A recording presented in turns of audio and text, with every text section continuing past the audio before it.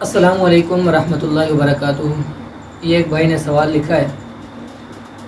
लिखते हैं कि मैं ज़्यादातर मकरूज़ रहा, इसलिए मैंने बहुत कम कुर्बानी की, जबकि मेरे अखराजात ऐसे हैं कि मैं इनमें थोड़ा बहुत रद्द बदल करके कुर्बानी कर सकता हूँ, और कर्ज़ अपनी जगह पर है जिसको आहिस्ता आहिस्ता अदा करता रहता हूँ। तो क्या ऐसी हालत में मेरी कुर्बानी करना सही है या नहीं? देखिए प्यारे भाई, अगर आपके ऊपर कर्ज़ा है या आप मकरूज़ रहते हैं तो ऐसी हालत में आपके ऊपर कुर्बानी वाजिब नहीं है।